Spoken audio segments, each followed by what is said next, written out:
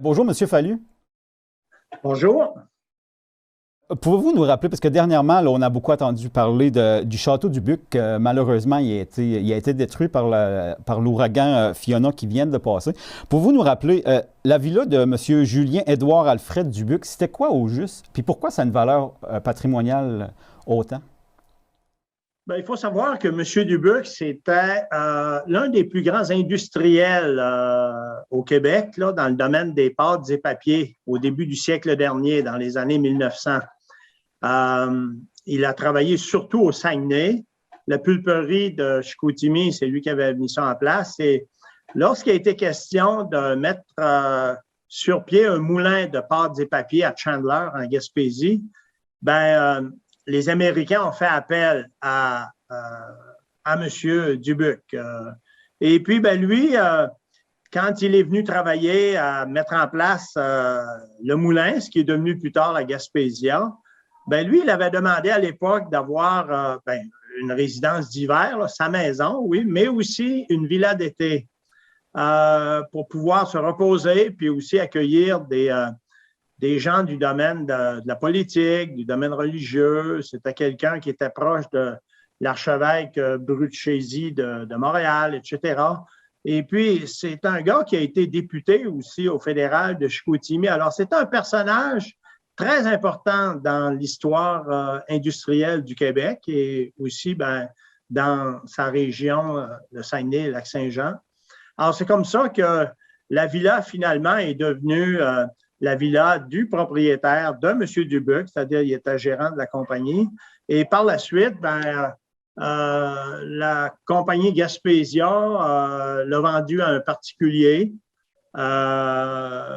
qui était prêt à s'en départir dernièrement là, au profit de la ville de Chandler pour essayer de sauver, parce qu'il était évidemment trop proche de la mer. Et puis, le propriétaire actuel, M. Saint-Pierre, avait investi beaucoup d'argent dans un mur de protection, mais le mur n'a pas duré. Et puis, les pouvoirs publics, c'était délicat pour les pouvoirs publics d'intervenir à l'époque parce qu'on se disait ça appartient à un privé et puis même si ça a une valeur patrimoniale importante, c'est difficile de mettre de l'argent dans un bâtiment qui appartient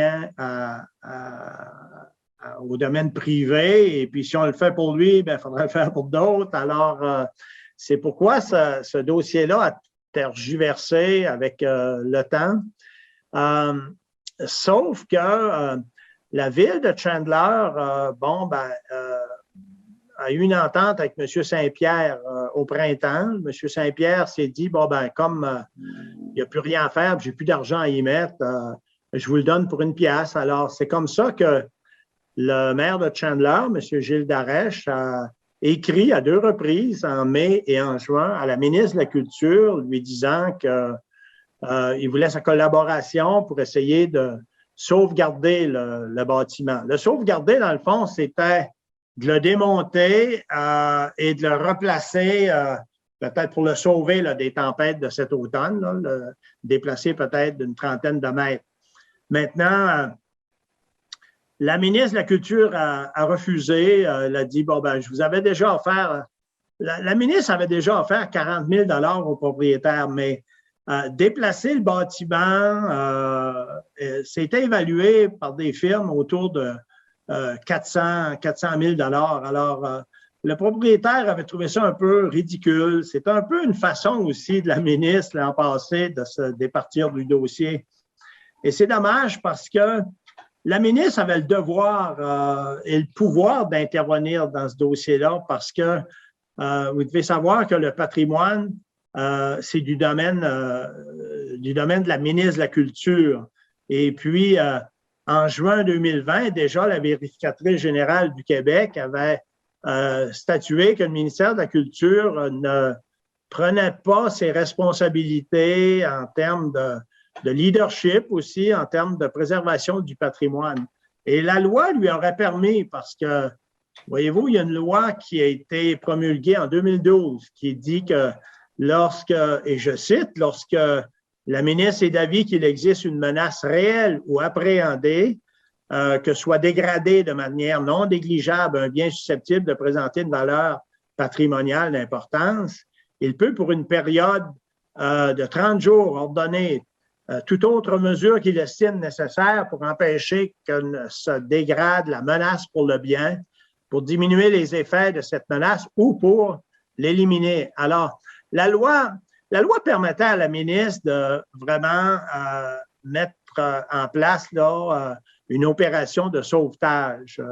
Puis, il y a aussi des fonds, comme il y a un fonds qui vient d'Environnement Québec, un fonds pour l'économie verte, qui a été un fonds de 500 000 $. Donc, ça aurait pu permettre à la ministre de la Culture de dire à son collègue, écoute, on investit chacun 200 000, puis on sauve le bâtiment.